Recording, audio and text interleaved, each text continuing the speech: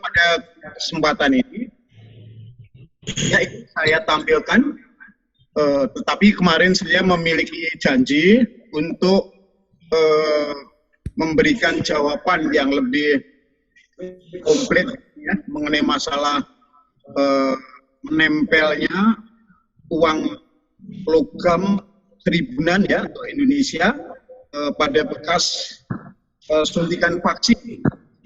Karena ternyata juga banyak secara pribadi nyentrik caranya memberikan counter attack katanya. Ya macam-macam komentarnya. Tapi mereka masih menanyakan sebenarnya jawaban yang lebih tuntasnya bagaimana sih dok? Oke, karena ada banyaknya permintaan itu saya berikan jawaban dulu. Fenomena sebenarnya bukan fenomena itu ya, kasus menempelnya kepada kasus dari suntikan ya, karena ada kembali lagi di sini tambahan objek bekas suntikan vaksin. Nah inilah yang menjadikan panjang lebar untuk digoreng sana digoreng sini. Bahkan ini sebenarnya isu itu berawal dari negara Paman Sam yang kemarin sudah saya sedikit saya ungkapkan, tapi ini tidak perlu saya panjang lebarkan lah. Tetapi saya memberikan cara untuk menangkis atau ya katakanlah menghindarkan hoax yang berkembang secara masif ini. Saya memiliki cara tersendiri. Kemarin saya menggunakan metode menemukan uang logam itu yang ditempel di jidat. Walaupun sebenarnya Bapak dan Ibu sekalian, cara mengkonternya itu juga cara sederhana. Saya memperlihatkan seseorang anak gitulah yang dimana itu kan belum divaksin karena usia masih 18 tahun ya. Saya berikan minuman yang hangat, berkeringat begitu. Kemudian lengannya saya tempel aja dengan uang logam itu. Kan akan nempel. Menunjukkan ini langsung bahwa permasalahan terhadap bekas suntikan itu tidak relevan lagi gitu kan, tapi saya mencoba sesuatu ide yang saya create gitu biar lebih heboh lagi karena dengan adanya interaksi koin ya, logam pada koin itu dengan cairan Ng2 Kencona ya, dan itu medianya diletakkan pada kulit seseorang dan kemarin saya menggunakan jidat itu akan menimbulkan sensasi yang dimana kalau mau diolah atau mau direkayasa hoaknya tentu akan lebih seru sebenarnya, kan? Oke, itu kita tinggalkan ya. Jawabannya yang sederhana, memang betul dari sejawat dokter yang ada di ini apa namanya penanggulan COVID yang ada di Jakarta sudah memberikan jawaban mengenai masalah isu itu, tapi tidak komplit ya, tidak lengkap. Saya lengkapin saja karena pertanyaan itu banyak yang menanyakan. Jadi logikanya atau saintifiknya menempelnya logam pada tubuh, karena sebenarnya saya tidak perlu harus bicara itu bekas suntikan vaksin ya, dimanapun bisa, tapi juga ada yang tidak bisa ya, misalnya pada bagian telapak tangan ini Bapak dan Ibu sekalian ya, keringat yang keluar di telapak tangan ini biasanya tidak akan bisa nempelkan karena pori-porinya terlalu kecil, kemudian juga jumlah keringat mungkin yang tidak memadai ya, atau karakter keringatnya yang tidak mungkin tidak menimbulkan efek cairan semacam isu elektris begitu ya. Jadi yang saya jawab adalah demikian, ini secara ilmiahnya. Keringat kita ini merupakan suatu cairan yang bersifat isoelektris ya. Nah, ketika dia berinteraksi dengan logam, maka terjadi semacam ya proses semacam inilah terjadinya semacam ion-ion lah atau semacam elektron gitu ya. Satu sisi muatan negatif yang dia sifatnya menolak, sisi yang lain nanti akan ada yang bermuatan positif elektronnya ya. Itu dia akan menarik ya. Nah, ini terkenal lah kalau kita belajar tentang masalah fisika atau mungkin belajar tentang masalah efek listrik dan sebagainya, itu dikenal dengan van der Waals ya, gaya van der Waals pada efek elektrostatis ya, yang ditimbulkan dari ya berbagai macam ya, terutama dalam hal ini yang kita bicarakan terutama dari keringat ya. Nah, kemudian kita kemarin sudah melakukan semacam demo mengenai masalah bagaimana yang namanya cairan N-G2-Kencona ya, dia memiliki sifat isoelektris sangat luar biasa. Bahkan kita pernah membandingkan dengan produk yang ada beredar di luar gitu ya, yang dinyatakan sebagai minuman sumber ion gitu ya. Itu memiliki kekuatan produk kita itu 300 kali lipat ya, sifat isoelektrisnya itu ya, sehingga dia dengan setetes air yang diteteskan pada katakanlah air ya, yang volumenya sampai kira-kira 15 cc itu langsung menyala terang dan bisa melebihi daripada minuman yang disebut sebagai minuman isotonik atau sumber ion tadi yang beredar di pasaran, dan itu masih merupakan formulasi dari negara lain ya, dari Jepang kalau tidak salah, tidak saya sebutkan mereknya ya. Itu kita memiliki kekuatan sampai 300 kali lipat ya. Oleh karena itu wajar aja ketika kita tempelkan koin itu yang kita berikan media dengan N-G2-Kencona walaupun hanya 1 tetes, memberikan sensasi denyut ya. Itu sebenarnya interaksi tarik-menarik antara bagian dari kulit kita yang terlibat ya, tapi sebenarnya yang tarik menarik itu bukan kulitnya ya, tapi di situ efek dari elektron, timbul medan magnet sehingga terjadi kayak tarik yang namanya elektrostatis tadi. Oke, jawaban saya begitu ya, karena di sini tidak ada yang membuat semacam hoax yang cukup apa ya namanya spektakuler dan sebagainya, ya saya nyatakan tidak ada yang mendapatkan hadiah ini. Hanya Bu Maria kemarin memberikan logikanya aja, ini maksudnya begini-begini, oh kaitannya dengan ajuvan dan sebagainya. Iya, ya, jadi memang di dalam cairan vaksin itu ada ajuvan yang dimasukkan ya, tapi ajuvan itu sifatnya adalah sebagai upaya untuk ya mengurangkan rasa nyeri ya, sebagai anti inflamasi ya, kemudian beberapa zat tertentu tentu yang sangat dibatasi ya, supaya apa betul-betul sifat dari vaksin itu tidak terganggu ya kerjanya ya, karena kembali lagi vaksin yang dimasukkan itu dia mengandung semacam antigen ya, antigen jangan sampai dia bekerjanya memengaruhi tubuh itu terganggu, oleh karena itu dibatasi. Sedangkan N-G2-Kencona memang kita desain ya formulasinya sedemikian rupa sehingga kita bisa secara optimal memberikan efek manfaat. Ya tadi ajuvan itu artinya pendukung ya, banyak hal ya, karena N-G2-Kencona bisa berperan sebagai katalisator ya. Katalisator itu artinya itu mengikuti suatu proses atau memicu atau menjadi trigger proses di dalam tubuh, tentunya kaitannya tentu dengan sesuatu reaksi-reaksi yang bermanfaat dengan tubuh. Nah ini akan menjadikan reaksi itu kan akan lebih efektif, lebih cepat, contoh penyerapan misalnya. Tetapi tentunya harus ada nutrisi yang dimasukkan atau asupan makan. Karena itu juga sangat salah persepsinya kalau N-G2-Kencona dipersepsikan atau dikatakan sebagai pengganti asupan makanan. Karena kandungan nutrisinya disebutkan bla-bla. Oh ini sama sekali tidak benar ya. Karena sekali lagi, apalagi kalau kita melihat konsentrasinya yang hanya dalam ya ukuran tetes, ini tentunya memiliki sifat-sifat tertentu yang membantu mengefektifkan sebagai stimulator, tadi sebagai akselerator ya, yang mempercepat suatu proses reaksi tertentu misalnya ya. Dan itu sebenarnya sudah kita bahas masing-masing perbagian ya. Perannya sebagai katalisator di mana gitu ya, perannya sebagai akselerator di mana, sebagai misalnya modulator gimana, itu sudah sebenarnya kita bahas ya. Tapi oke, nanti mungkin juga kepingin ada yang orang, ya dok mohon diulang lagi karena para netizen baru, para mungkin juga para mitra baru ingin tahu. Dan hari ini pun saya akan mereview sesuatu pemahaman yang masih belum banyak dipahami oleh masyarakat umum, padahal sangat penting Bapak dan Ibu sekalian. Mengenai masalah screening ya, ini sangat penting ini karena kan baru-baru kejadian ini. Malaysia akan melakukan lockdown. Nah, ini pemerintah Indonesia kayak semacam kayak merasa apa ya, nggak nyaman gitu ya. Sebenarnya nggak perlu begitu-begitu lah ya. Masing-masing policy negara akan melakukan sendiri. Tapi ini karena negara ini mungkin ibaratnya perbatasannya sangat-sangat tipis sekali. Bahkan ada beberapa bagian negara itu seolah ada di kepulauan kita juga ya misalnya. Nah, ini tentunya Indonesia juga segera mengambil sikap. Ini nanti ada kaitannya ya.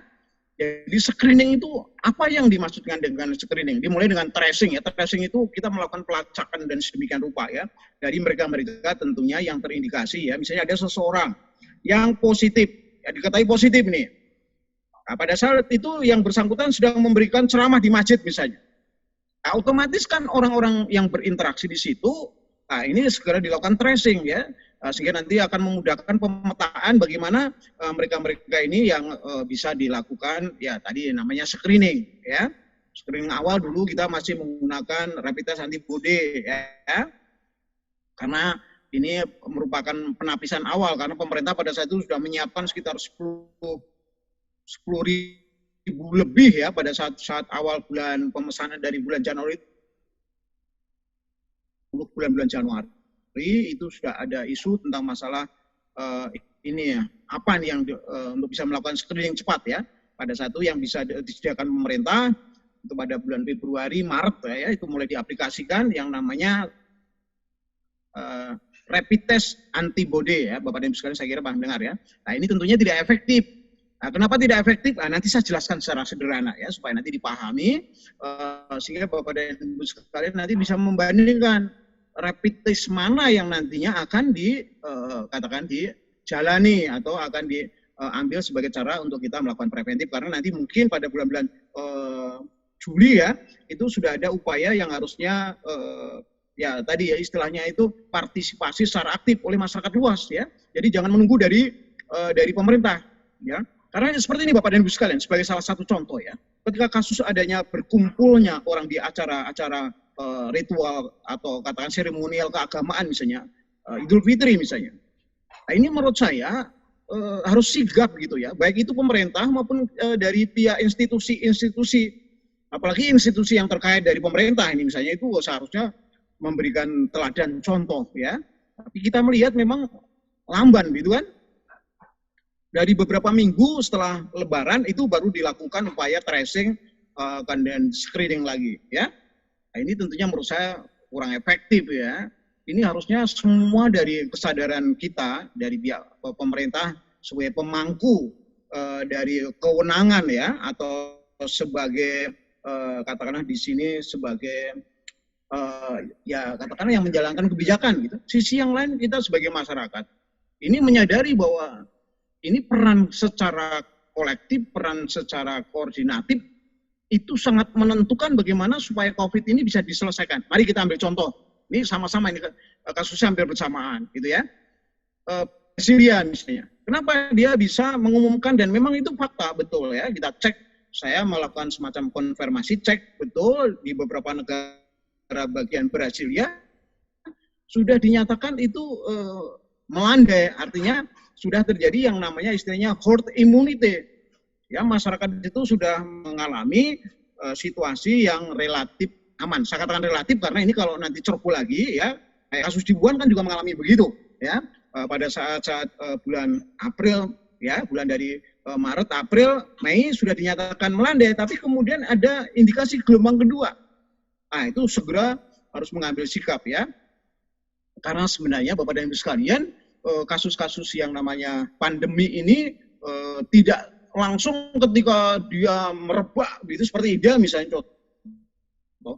Kemudian tahu-tahu menghilang. Ya itu tidak seperti itu gitu. Walaupun fenomena macam itu ada, tapi kita mengambil secara generalisirnya aja ya. Jadi kasus itu pasti akan bertahap. India nanti akan mengalami sesuatu kulminasi mengalami tahapan gelombang kedua, gitu kan? Ya, tapi ini India belum mengumumkan. Ini sampai kapan ini terjadi semacam kulminasi tertinggi sehingga nanti dia menurun secara artinya signifikan loh ya. Indonesia pun juga demikian belum. Indonesia itu belum mengalami kapan ini puncak ekstrimnya atau kulminasinya sampai kita bisa mengatakan oh ini kita sudah era gelombang kedua. Itu belum. Artinya apa? Kewaspadaan kita harus selalu terus terjaga terus dan kita melakukan sikap proaktif lah. Ya, kita tidak perlu harus menunggu dari katakanlah semacam pengarahan dari pihak pemerintah. Ya, kita memang kita selalu menunggu-nunggu ya. Ini nanti akan saya berikan contohnya ya betapa yang namanya kita ya mungkin institusi-institusi ataupun saya katakan pemerintah aja lah gampangnya gitu ya. Ada sesuatu momen-momen yang seharusnya dimanfaatkan secara efektif yang dikaitkan dengan apa? Keresahan masyarakat. Saya ngambil segmen aja yang paling sederhana adalah masalah pendidikan anak-anak kita. Ya, anak-anak kita itu sudah 1,5 tahun mengalami suatu kondisi ya chaos tidak ya, tapi artinya itu frustasi lah. Ya, nah ini segera harusnya mencari solusi-solusi yang pragmatis saja gitu ya. Saya nanti akan memberikan contoh ya, dan kebetulan ini memiliki suatu korelasi dengan tema gitu kan. Contoh yang sederhana, misalnya ditemukannya ya metode rapid test yang namanya cepat itu yang dari Universitas Padjadjaran Bandung gitu ya. Ini kan mengurangi, mereduksi biaya ya. Itu yang namanya rapid test yang antigen itu waktu itu ditarik sampai 400.000. Ini hanya sampai 120.000 biayanya. Dan semua bahan-bahannya sudah dari Indonesia. Nah, ini kan satu momen bagaimana untuk meningkatkan kapasitas maupun kapasitas itu pengertiannya secara jumlah ya, bagaimana supaya tracing, testing sampai ke screening ini dilakukan sebesar mungkin, semaksimal mungkin gitu kan. Nah, ditemukan lagi genos ya pada bulan April. Ini kita bicara tahun 2020 kemarin gitu ya. Yang dimana cara untuk kita melakukan screening, sanggap screening ya, karena sekali lagi ini bukan metode diagnosa standar. Ini screening, ya penapisan. Ya, artinya itu cara kita mendapatkan informasi yang paling dasar gitu ya. Itu hanya dalam waktu 3 menit. Peralatan itu juga bisa mandiri oleh swasta, oleh pihak-pihak bahkan perorangan bisa ya. Dan juga tidak mahal, penemuan namanya alatnya genos itu. Nanti akan kita uraikan. Ini kan sebenarnya momen semacam ini di negara-negara lain tidak mendapatkan peluang semacam ini. Dan ini terjadi di Indonesia gitu. Ya, ilmuwan di Indonesia itu ternyata handal luar biasa. Dia bisa menciptakan yang namanya alat genos itu ya. Pengendus secara elektris ya. Nanti saya jelaskan secara sederhana. Bagaimana sebenarnya alat ini bisa membantu institusi sekolahan misalnya gitu ya. Untuk diproses supaya anak-anak sekolah ini bisa mendapatkan ya katakanlah way out lah ya, istilahnya itu jalan keluar sementara bagaimana ketika 1,5 tahun anak itu tidak melakukan tatap muka dengan gurunya, berinteraksi sosial dengan teman-temannya dan sebagainya. Ini mengalami suatu kondisi yang luar biasa Bapak dan Ibu. Tapi pemikiran yang sangat simpel harusnya diimplikasikan pada penemuan-penemuan baru enggak ada Bapak dan Ibu sekalian. Ya. Kita ribut, wah mau menyumbang negara tetangga kita yang sedang berantem, pada mereka urusan negara gitu, dikait-kaitkan dengan agama. Ya, sumbangan sampai sekian ratus miliar. Loh, kenapa tidak kita konsentrasikan kepada anak didik kita yang sangat priority gitu kan? Saya juga nggak tahu ini bagaimana logika masyarakat kita. Masyarakat kita juga sakit ini menurut saya. Ya, kita berantusias menyumbangkan sesuatu untuk negara lain, padahal kita nggak tahu situasi yang sebenarnya. Tetapi anak-anak kita biarkan terlantar gitu. Ini sesuatu ironis banget Bapak dan Ibu. Ini oleh karena itu saya ingin membuka kesadaran karena ini nanti juga di broadcast melalui YouTube. Nah itu ini saya sampaikan secara terbuka, mungkin bisa memberikan inspirasi dari rekan-rekan atau siapa dokter atau dari rekan-rekan yang mungkin menjadi wakil masyarakat di dewan yang terhormat dan sebagainya. Coba pikirkan itu. Karena ada sesuatu opportunity, peluang, bahkan berdayakan. Ya, ini kita sangat prihatin betul. Gitu. Kenapa begitu? Kok nggak ada yang mencoba mengkolaborasikan, mengelaborasikan, sampai nanti enggak, padahal sekarang ini mereka sudah istilahnya itu gencatan senjata. Coba, apakah kita nggak kecolongan gitu kan? Ini aneh gitu loh. Masyarakat kita juga dalam keadaan sakit. Kenapa Anda tidak mau artinya berantusias juga ya, menyumbangkan dana untuk putra-putri kita, membeli alat namanya genos misalnya, ya? Ini bisa dioperasionalkan secara mandiri gitu. Ya, untuk kepentingan anak-anak didik kita. Kenapa Anda tidak menyantusiaskan? Malah Anda memikirin negara lain yang sedang berantem yang nggak tahu juntrungannya dan setiap tahun berantem gitu. Ini aneh kan? Saya ngomongnya ceplos-ceplos, nggak perlu ada orang yang tersinggung. Ini merupakan suatu rasa nasionalisme kita. Ya, kita lanjut Bapak dan Ibu sekalian. Ya, oke, nanti kita meradang kalau hal itu. Tapi saya akan menyampaikan sesuatu fakta yang dimana seharusnya kita bersikap ya. Jadi ya ini ya. Masyarakat yang menurut saya sakit ini perlu mendapatkan minimal dia mendapatkan sengatan ya semacam lebah lah, dia biar sadar gitu. Ini di negara kita ini sedang banyak bermasalah, ayo kita konsentrasi memikirkan supaya segera selesai. Ya, COVID COVID-19 ini selesai, kita bisa menata ekonomi kembali dan semua sektor, ya, terutama pendidikan. Ya, pendidikan itu merupakan fondasi dasar dari sesuatu bangsa, suatu negara. Oke, kita lanjut, Bapak dan Ibu sekalian. Saya masih mengkaitkan dengan masalah India, ya, karena ini merupakan suatu pembelajaran, ya, suatu bahkan merupakan suatu hard warning, ya, peringatan keras bagi negara-negara lain. Indonesia jangan sampai terjadi kasus seperti di India, ya. Karena apa? Potensi-potensi yang menuju ke arah seperti India ini ya setiap negara itu bisa terjadi. Apalagi Indonesia memiliki kemiripan-kemiripan dalam banyak hal, dari segi kultur, ya, dari segi ya karena kedekatan juga, ya, dan sebagainya. Itu banyak hal yang kita bisa belajar, ya. Tapi kita juga harus belajar juga dengan negara lain. Bagaimana seperti misalnya Brasilia yang tadinya crowded, ya, dia sangat juga mencapai 5 tertinggi di dunia yang katakan terpapar pandemi ini, ya. Tapi sekarang dia bisa mengatasi. Kita harus belajar gitu, ya. Seperti juga di Australia, bagaimana dia menyikapi ketika mau menghadapi hari raya keagamaan. Masyarakatnya punya kesadaran yang sangat bagus, saling memberikan toleransi dari agama satu dengan yang lain, saling mendukung, gitu kan? Sehingga mereka ketika menjalankan, ya tadi misalnya entah itu Idul Fitri ataupun juga Paskah dan Natal, ini terselenggara dengan baik tanpa menimbulkan efek dari penyebaran masalah COVID-19 ini menjadi lebih masif atau lebih tersebar luas. Oke, kita lanjut Bapak dan Ibu sekalian. Ini sebagai cara saya selalu melakukan reminding, ya. Reminding ini dengan cara yang mungkin hard warning, ya, peringatan keras. Oke, Bapak dan Ibu sekalian, tidak perlu sini saya komentari karena Bapak dan Ibu sekalian saya kira setiap saat sering melihat di YouTube, ya. Tapi kita langsung pada temanya. Ya, Bapak dan Ibu sekalian, saya selalu mengumumkan, selalu menyampaikan bahwa Anda adalah pahlawan, Anda adalah pionir ketika Anda betul-betul memiliki komitmen terhadap masalah COVID-19, ya. Karena jangan sampai yang namanya COVID-19 ini menjadikan setengah kiamat negara kita, ya. Tapi kita tentu akan bisa keluar dari kasus pandemi ini dengan berbagai macam, ya, era baru yang memiliki apresiasi, ya. Karena terbukti kita bisa memperlihatkan putra-putra bangsa kita bisa menemukan yang namanya tes genos, ya, yang itu merupakan sesuatu walaupun itu bukan yang pertama di dunia, ya. Itu nanti saya ceritakan lah, ya. Tetapi ini sesuatu inovasi baru pada saat diperlukan. Ini ilmuwan kita bisa memunculkan gitu.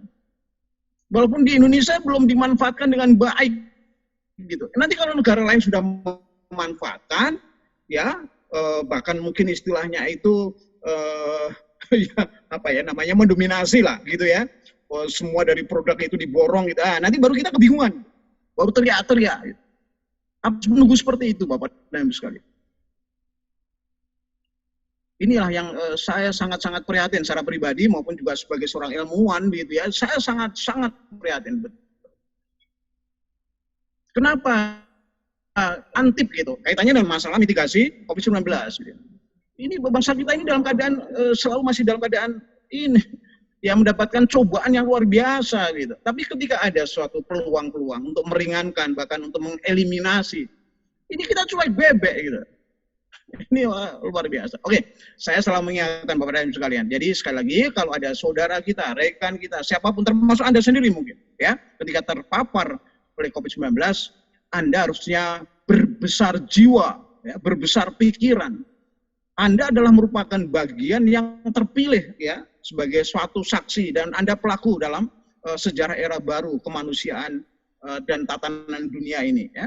Kenapa? Karena Anda menjadi jembatan untuk selesainya atau berakhirnya dari wabah atau pandemi ini. Artinya ketika Anda bisa melindungi diri sendiri, Anda juga berarti melindungi dari orang-orang lain, gitu kan? Sama halnya ini ketika Anda dengan proaktif, dengan antusias melakukan vaksinasi, gitu kan? Ludok itu kan ego saja pribadi. Oh ya, ego pribadi, tapi ego pribadi yang menjadi sesuatu kesadaran kolektif kan ini memang yang kita harapkan, ya. Jangan sampai lah ini Bapak dan Ibu sekalian masih saja orang menyebarkan hoax sampai sedemikian rupa, ya, supaya orang itu tidak melakukan vaksinasi, ya. Silahkan aja Anda secara pribadi, ya, menentang loh ini. ya, bukan karena ada alasan secara kesehatan, menentang ini bahkan. Oh, ini namanya negara demokrasi kok. Anda boleh saja, tapi dengan catatan Anda tidak melakukan provokasi pada orang lain. Kalau Anda melakukan provokasi orang lain, Anda terjerat hukum. Gitu. Ya, Anda punya pendapat, oh saya tidak mau, saya bersama dengan keluarga saya akan melindungi, udah. Oh, boleh silakan, bahkan itu pernah kan anggota DPR, seorang anggota DPR dan dokter lagi pernah mengatakan begitu. Ya menurut saya dia harus mendapatkan hukuman gitu ya, harus mendapatkan sanksi gitu. Karena walaupun dia tidak wakil rakyat pun, Anda sebagai rakyat biasa pun kalau melakukan provokasi pada orang lain, Anda mendapatkan sanksi hukum gitu ya. Ini suatu hak yang bersifat universal Bapak dan Ibu sekalian. Untuk kita mempertahankan sesuatu eksistensi kehidupan, jadi harus dijunjung, harus semua partisipasi dari seluruh manusia. Inilah kesadaran manusia yang namanya kesadaran kemanusiaan universal gitu.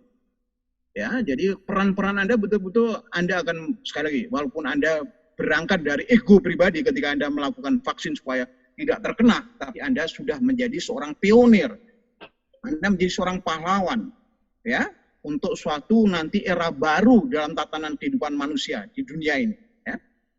Nah, alasannya sudah tidak perlu saya ulang-ulang ya, alasan-alasan yang bersifat kemuliaan dan sifat-sifat secara sosial sudah saya sampaikan kemarin. Saya langsung ada kepada poin-poin masalah yang akan saya kemukakan Bapak dan Ibu sekalian, karena saya banyak mendapatkan kritik, materi yang saya sampaikan terlalu panjang gitu ya. Karena itu saya akan mencoba untuk memperpanjang diskusi. Oke Bapak dan Ibu sekalian, yang saya sampaikan adalah tentang penjelasan ya tadi yang namanya screening sampai standar untuk diagnosis dalam kasus COVID-19 itu apa aja. Ya, kita flashback ke belakang. Ini dilakukan pada bulan Februari, Maret, April, Mei lah ya. Tapi kemudian setelah itu karena dinyatakan tidak efektif ya, rapid test serologi atau antibodi ini. Kenapa kok tidak efektif? Ya, karena untuk bisa mendapatkan hasil yang bagus ya, itu satu harus menunggu ya, lama waktunya ya, bisa antara 4 sampai 8 hari. Nah, seandainya pun itu juga bisa positif atau negatif, ini juga merupakan sesuatu relativitas yang ya debatable ya, artinya itu misalnya contoh orang positif misalnya, ya belum tentu itu mengindikasikan tentang virus SARS-CoV-2 ya atau COVID-19. Kenapa begitu? Ya karena ya semua infeksi apa aja ya, bukan dari virus saja, COVID-19 itu akan menimbulkan respon tubuh untuk mengeluarkan antibodi ya, artinya apa, ketepatannya ya, akurasinya sangat kecil ya. Oleh karena itu segera nanti muncul yang namanya, nah ini sekali lagi ya Bapak dan Ibu sekalian, ini pun sebenarnya untuk yang rapid test serologi antibodi ini juga bisa dimanfaatkan untuk yang lain ya. Misalnya pada saat seseorang habis dilakukan vaksin ya, itu mungkin dengan rapid test serologi mungkin kita bisa mengetahui berapa ya, tapi tentu harus menunggu ya sampai sejumlah dari bagian dari virus ini memadai untuk bisa dites ya secara serologi atau antibodi ya. Nah, itu bukan oh ya pemaksinan memberikan efek bisa mengeluarkan atau tubuh sudah merespon antibodinya cukup memadai misalnya ya, itu bisa digunakan juga ya. Tapi oke, nanti itu tidak perlu saya jelaskan karena ini mungkin lebih bersifat teknis. Oke, kita lanjutkan aja bagaimana proses untuk di Indonesia dalam proses untuk screening ini ya, atau tes, atau katakanlah cara bagaimana kita menseleksi sedemikian rupa sehingga kita mendapatkan pemetaan untuk memitigasi, untuk menyelesaikan daripada COVID-19 ini ya. Kita lanjut. Jadi sekali lagi rapid serologi ini sekarang jarang digunakan karena kembali lagi akurasi ya, ketepatannya atau spesifikasinya terhadap pengujian ini sangat kurang ya, kurang memadai. Oke, kita lanjut Bapak dan Ibu sekalian. Kembali lagi ini saya berikan komentar aja bahwa sekali lagi rapid test serologi atau antibodi itu hanya merupakan penapisan awal ya, mendeteksi adanya imunoglobulin Ig itu singkatan dari imunoglobulin ya, M ataupun G, yang awalnya yang biasanya yang akan merespon ketika ada infeksi masuk, termasuk ada virus, itu adalah imunoglobulin M dulu ya. Setelah selang beberapa hari dia akan muncul ya bantuan dari imunoglobulin G ya, itu adanya pada serum ya, sehingga dikatakan serologi ya, karena pada saat tubuh ini merespon adanya infeksi, adanya virus, adanya bakteri atau ada apapun penyakit yang masuk, itu yang menyerang atau yang melawan dulu bagian serum kita ya, itu tentang masalah imunitas. Ya, kita lanjut Bapak dan Ibu sekalian. Jadi sekali lagi alasannya kenapa kok tidak bukannya jelek, tapi ini tidak efektif gitu ya. Kemudian lanjut Bapak dan Ibu sekalian, kemudian rapid test antigen yang sekarang banyak dipakai ya, ini memiliki suatu akurasi yang bagus, tinggi ya. Karena apa? Dia bisa mendapatkan atau mencari protein yang ada di dalam virus tadi ya, sehingga ya tadi jumlah virus tertentu ya, itu ketika dia sudah melakukan aktivitas dia langsung bisa dideteksi ya. Jadi ini ketika seseorang terinfeksi dalam waktu kira-kira 2-5 hari pun sudah bisa terdeteksi ya Bapak dan Ibu sekalian, sehingga akurasinya cukup tinggi dan waktunya lebih cepat ya. Karena ini menggunakan suatu metode yang sangat sederhana gitu ya. Nanti sedikit saya jelaskan kalau ada tanya jawab nanti ya. Sehingga ini bisa dipakai. Nah, ini tetapi tentu dia menggunakan bukan darah yang dilakukan semacam sampling untuk pengujian ya, tapi menggunakan metode tes usap ya di pangkal hidung maupun di tenggorokan ya. Sekali lagi ini ketepatannya jauh lebih bagus. Jadi seseorang yang terinfeksi pada hari kedua, hari ketiga itu sudah bisa positif. Nanti kita jelaskan mappingnya perjalanan. Kemudian ada tes PCR ya, polimerase chain reaction. Ini sesuatu yang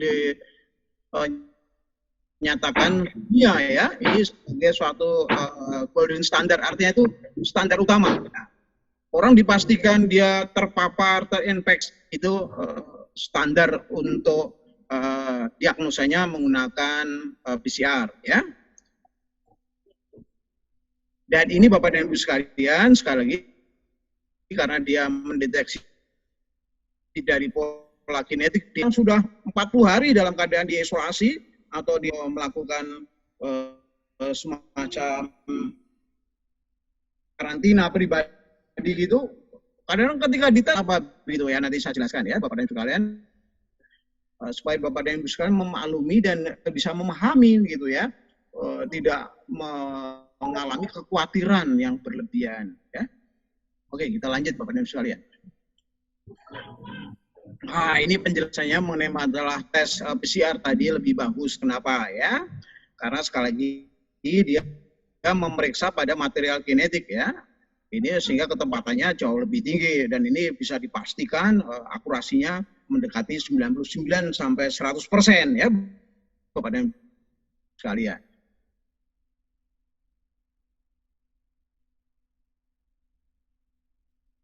Kemudian sampel pun yang dipakai juga sampel yang senantiasa katakanlah virus ini masuk dalam tubuh kita ya.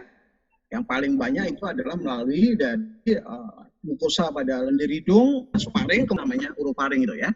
Nah, kemudian Bapak dan Ibu sekalian, inilah proses ya. Ini prosesnya pun 2-3 hari prosesnya ya. Tapi sekali dengan antri-antrinya macam-macam ya bisa aja 1 minggu lebih ya, tergantung dari kapasitas dari laboratorium yang tersebut yang ada ya. Karena apa Bapak dan Ibu sekalian, biasanya semua alat itu dia hanya bisa mendeteksi DNA, sedangkan virusnya ini tipenya ada tipe yang RNA, artinya itu nanti harus dirubah ya. Nah, ini memerlukan suatu proses laboratorium yang agak lama ya, karena harus ada proses enzim reversal ya, artinya itu yang dia bisa nanti ya ada angka yang PC value ya, sebagaimana itu dia lakukan beberapa kali seolah-olah semacam pengenceran begitulah ya, gampangannya gitu ya. Dia sudah diancarkan sampai 35 kali, kok dia masih positif ya, itu masih aman, artinya itu sangat kecil sekali lah. Ya, walaupun dia positif tapi dia sudah aman gitu ya. Tapi kalau baru misalnya katakan diputar, diancarkan sampai 25 kali atau 20 kali, oh dia masih positif, ini artinya itu masih besar kemungkinannya terjadi kemungkinan di dalam tubuh masih berkembang atau bisa menularkan. Ya, semacam itu Bapak dan Ibu sekalian. Ya, ini bahkan saya memberikan gambarannya Bapak dan Ibu sekalian ya. Kenapa saya memberikan gambarnya? Ini menunjukkan bahwa satu, saya akan menyampaikan bahwa pemerintah kita selalu melakukan transparansi. Sekali lagi ingat Bapak dan Ibu sekalian, saya bukan pegawai pemerintah, saya bukan pegawai negeri atau apapun, saya tidak pernah mendapatkan gaji atau apapun dari pemerintah ya. Tapi saya sebagai rakyat biasa ingin memberikan ya sedikit teladan lah ya. Jadi sesuatu kita harus menyampaikan suatu objektivitas ya. Kalau masyarakat pemerintah kita berlaku baik, ingin mengajak masyarakat segera berbuat baik, menyelesaikan dari COVID, ya kita dukung ya. Transparansi kita sampaikan, jangan sampai kita melihat jelek-jeleknya terus saja gitu ya. Oleh karena itu saya kemukakan ini nanti kaitannya dengan bagaimana penemuan itu bisa mengurangkan biaya-biaya ya. Untuk rapid test serologi ini sudah hampir jarang sekali dilakukan gitu ya. Yang sekarang sering dilakukan adalah untuk tes antigen maupun tes PCR ya. Nah, ini sudah tercantum harganya kan. Nah, nanti seperti tadi kan bagaimana tes untuk rapid test yang namanya cepat yang ditemukan oleh rekan kita dari Universitas Padjadjaran Bandung ini. Ini harganya hanya 120.000 ya. Coba bayangkan dengan ini, dengan harga yang di sini, nih yang antigen ini. Nah, ini kan merupakan sesuatu peluang bagaimana supaya kita dukung ya. Supaya apa ya, industri dalam negeri itu menjadi satu primadona dan itu menjadi semacam solusi yang simple, yang pragmatis. Maksud saya begitu, Bapak dan Ibu sekalian. Juga nanti gini, itu saya cantumkan harga ya, supaya ini menunjukkan bahwa transparansi daripada institusi pemerintah kita bagus ya. Dia tidak acak-acakan, maksud saya begitu ya. Jadi kita harus dukung. Oke, kita lanjut Bapak dan Ibu sekalian. Nah, ini saya akan bicara tentang bagaimana perjalanan dari penyakit itu sendiri, yang dalam hal ini tentunya saya bicarakan tentang masalah COVID-19 ya. Nah, ini grafik ini menggambarkan ya, oke, ini kursor ya. Jadi seseorang pada saat kemasukan atau terinfeksi awal ya, maka tentunya kita bicara aja antigen ya, sesuatu ya, RNA virus ini yang warna coklat ini ya, antara antigen dan RNA virus kita jadikan satu aja ya, melakukan itu kurva grafiknya sama ya, katakan racun lah atau mewakili dari virus itu. Nih Bapak dan Ibu yang perhatikan ya, gambarnya ini Bapak dan Ibu sekalian sampai ke titik ini ya, sampai puncaknya di sini itu setelah hari ke-5 atau ke-6 ya. Nah, ini tentunya kalau misalnya pengetesan seperti tadi, misalnya untuk yang rapid test awal yang kita gunakan ya, yang antibody tadi, itu baru sekitar hari ke-6 atau ke-5 ya, dia bisa mewakili, oh ini betul-betul virus, tapi itu pun juga belum spesifik kalau itu adalah COVID-19, bisa aja virus yang lain gitu ya. Karena itu diperlukan sesuatu cara alat untuk mengetes yang cepat tetapi yang akurat ya. Oke. Jadi ini tentunya pada saat seseorang dalam keadaan hari 1, 2, ke-3, ke-4, 5 ini diperlukan alat tes yang ketepatannya tinggi ya. Dia menurun. Nah, di sini Bapak dan Ibu sekalian, tubuh kita baru merespon pada hari ke-7, ke-8, ke-9, ke-10 dan seterusnya bahkan mungkin ya. Jadi artinya apa? Kalau tadi kita menggunakan alat tes yang namanya antibody tadi, ini baru hari ke-7 atau ke-8 atau ke-9 bahkan baru positif. Nah, padahal virus kita itu sudah merajalela mungkin ya. Ini hanya mewakili dari satu sisi aja, sisi yang lain mungkin sudah berkembang luar biasa gitu ya. Ini tentunya terlambat ya, kurang akurasinya, kurang tepat ya.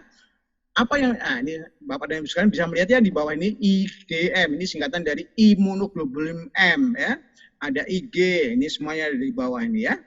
Nah, Bapak dan Ibu sekalian, kemudian ini ada bicara sel memori ini ya.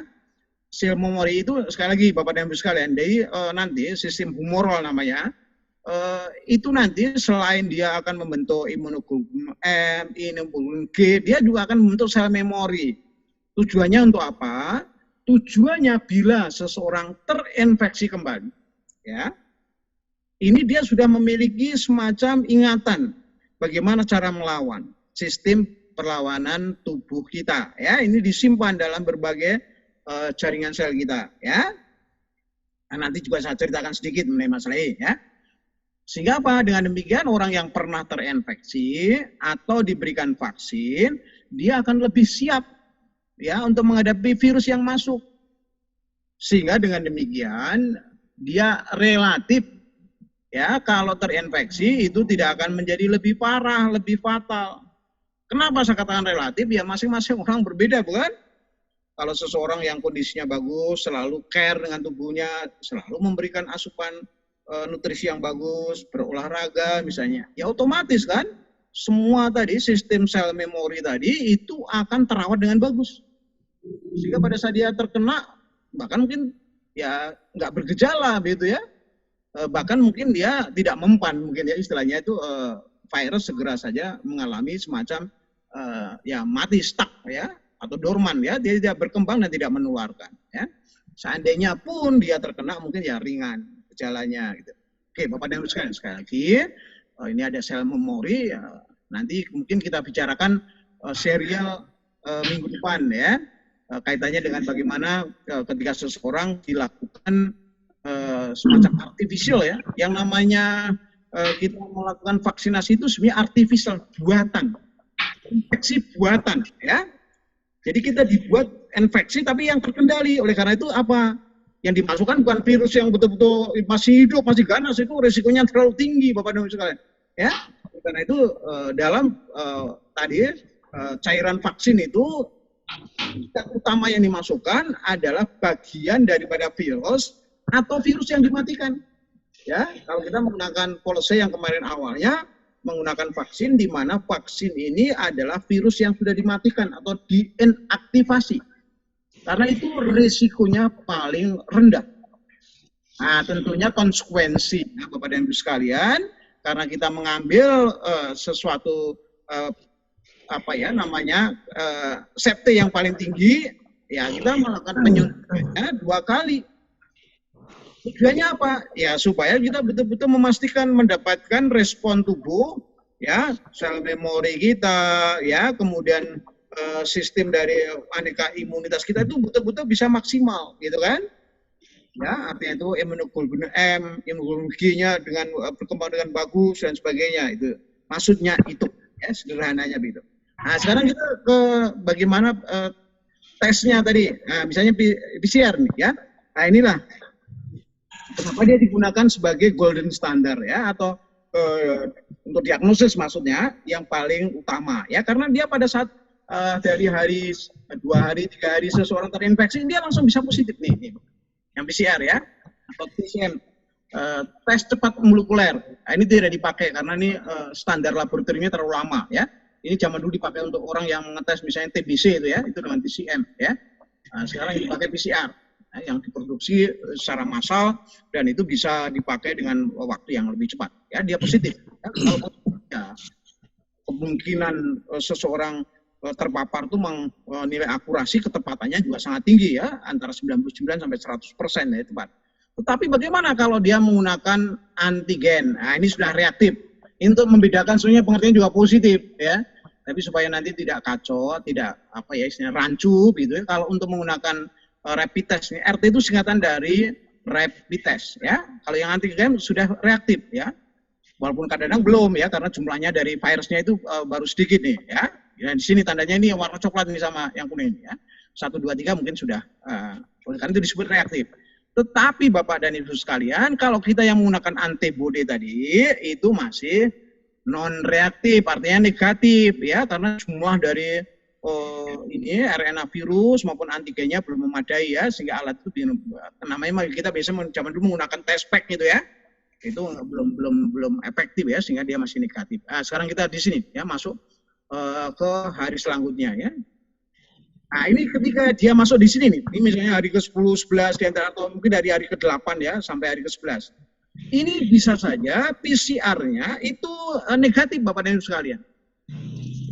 Nah, ini negatif semacam ini, negatif yang semu, ya. Karena pada saat itu memang betul dia melandai atau turun grafiknya ini, ya. Ini mewakili kan, ini katakan mewakili virus ya, turun semua ada. Nah, itu dia dalam putarannya ya untuk alat dari PCR itu kadang-kadang dia membaca masih negatif. Ya. Nah, ini Bapak dan Ibu sekalian. Ya, tetapi kembali lagi nanti harus kalau misalnya dites lagi lah. Ini kenapa kok yang untuk rapid test antigen ini juga ikut-ikutan non reaktif sama ya? Karena dia kalau yang satunya mendeteksi proteinnya, kalau yang ini hampir sama lah ya. Dia mendeteksi pada material dari virus ya. Kalau masih sedikit gitu, ya dia masih saja negatif ya. Jadi yang rapid test antigen termasuknya juga non reaktif atau negatif ya. Nah, kemudian juga antibodinya juga reaktif. Nah, inilah saat-saat yang sangat krusial Bapak dan Ibu sekalian. Nanti ini bisa dilengkapi ya atau ditambal gitu ya kekurangan ini dengan yang namanya tes genos, Bapak dan Ibu sekalian. Ya, tuh kelebihannya. Nih, ini maaf ini rekan-rekan sejawat dokter juga nggak melihat peluang-peluang itu ya, sehingga tidak bisa memberikan masukan kepada pemerintah supaya cepat dan bla bla bla. Aduh, ini betul-betul saya sangat prihatin Bapak dan Ibu sekalian ya. Saya selaku ilmuwan di bidang medical ini merasa betul-betul prihatin ya. Kenapa ini dari sejawat-sejawat dokter tidak mau bersuara vokal? Mana nih Dokter Tirta? Ayo Dokter Tirta, muncul. Dia selalu menyuarakan suara yang ekstrim, radikal bahkan, tapi positif ya. Anak muda yang penuh dengan dedikasi, penuh dengan semangat. Saya dukung Dokter Tirta. Ayo, suarakan Dokter Tirta. Ini adik-adik kita, anak-anak kita di dalam dunia pendidikan menjerit ini. Ayo kita gunakan fasilitas yang ada dari penemuan-penemuan para ilmuwan kita yang luar biasa hebatnya. Saya tunggu Dokter Tirta, ayo. Ya ibaratnya anak saya Dokter Tirta itu kalau dari segi umur ya, saya udah 70 tahun, beliau belum 40 tahun aja belum ada. Ini luar biasa dokter muda ini. Oke, kita lanjut Bapak dan Ibu sekalian ya. Sekali lagi ini perjalanan nanti mau kita bahas kalau mungkin terjadi diskusi ya. Saya tidak akan membahas terlalu rumit. Pokoknya sederhananya bisa ditangkap idenya ya atau gagasan utamanya Bapak dan Ibu sekalian. Oke, saya akan masuk pada penjelasan. Nah ini ya. Ini tadi yang saya nyatakan. Kita mendapatkan penemuan dari rekan-rekan ilmuwan kita dari Universitas Padjadjaran Bapak dan Ibu sekalian diberikan nama uji cepat ya. Nah ini Bapak dan Ibu sekalian, nih saya berikan ini. Ini pun juga begitu transparan ya. Langsung memberikan harga 120.000. Padahal yang sebelumnya yang semua bahan-bahannya harus diimpor dan sebagainya masih begitu mahal ya, 3 kali lipat Bapak dan Ibu sekalian. Nah ini kan merupakan sesuatu basis pemikiran kita untuk bagaimana supaya kapasitas untuk kita melakukan screening, melakukan testing itu harus kapasitasnya diperbesar ya, supaya segera mungkin secara serentak gitu ya. Untuk kita bisa melakukan mitigasi lebih strategis, lebih efektif. Oke, kita lanjut Bapak dan Ibu. Sekarang saya akan bicara genos ya. Genos ini hanya memerlukan waktu sekitar 2-3 menit saja ya.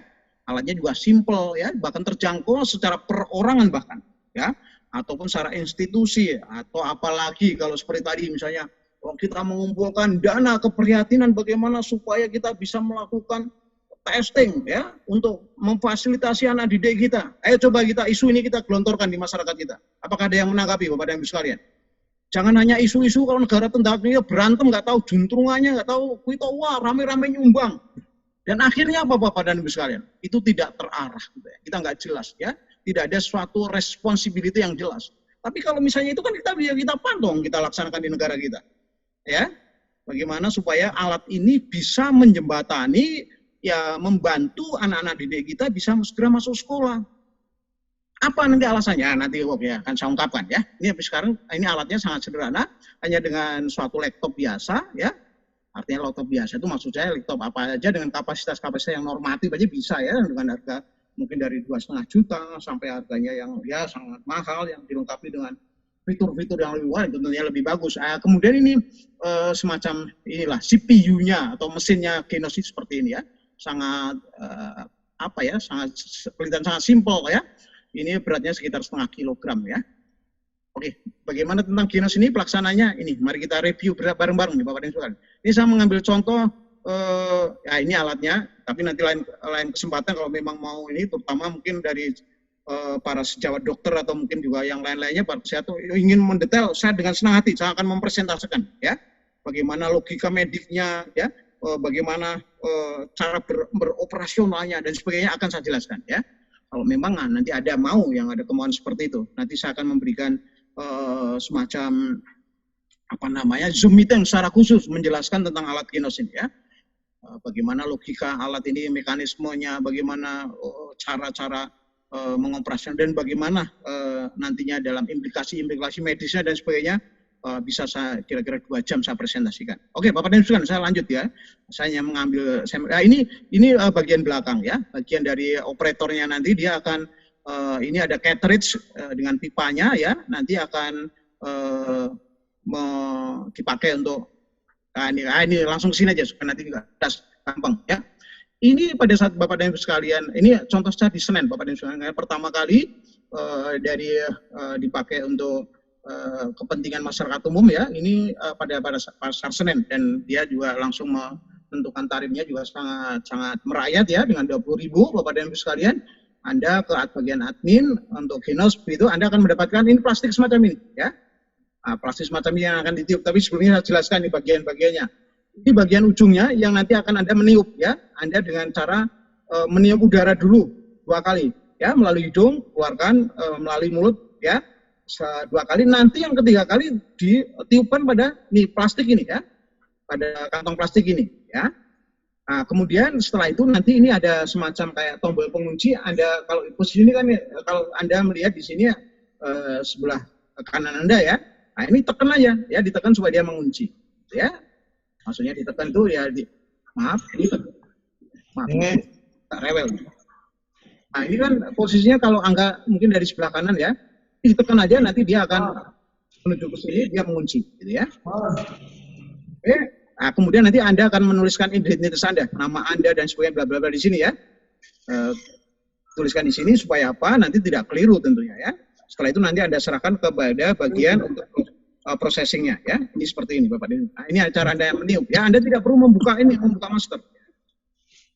Anda ancang-ancang menghirup napas, keluarkan ya, napas melalui hidung, keluarkan melalui mulut 2 kali. Nah, yang ketiga kali hembuskan kepada plastiknya ini ya. Dan kemudian kunci seperti tadi. Ya, berikutnya yang ketiga, ini nanti ini dilakukan processing ya. Di belakang tadi ada bagian yang tadi sudah saya tunjukkan. Nanti dicolokkan begitu, nanti diproses. Di sini ada suatu proses, ada sekitar 10 layer ya, 10 lapisan dari yang nantinya dia akan melakukan semacam filter ya, memfilter. Ya, kemudian nanti diproses di sini ya. Prosesnya di program komputer ya. Menggunakan semacam artificial intelligence ya, suatu high tech teknologi ya. Dengan demikian nanti dalam waktu yang singkat Bapak dan Ibu sekalian itu sudah bisa mendapatkan hasilnya nanti berupa print semacam ini ya. Nah, di sini identitas Anda ini pun dilengkapi dengan barcode ya, supaya nanti tidak terjadi pemalsuan, dan ini masa berlakunya ya 3 hari. Bapak dan Ibu sekalian, ini tentunya kalau nanti kita aplikasikan bagaimana bisa memfasilitasi ya, anak-anak didik kita bisa kembali mengikuti tatap muka dalam proses pendidikan. Ini tentunya luar biasa, tapi nggak ada yang memikirkan ya, belum ada yang memikirkan, belum ada yang mengkoordinasi, belum ada lagi apalagi yang menjadi semacam komandan gitu. Aduh ya, luar biasa Bapak dan Ibu sekalian ya. Sekali lagi Bapak dan Ibu sekalian, jangan lupa protokoler 3M.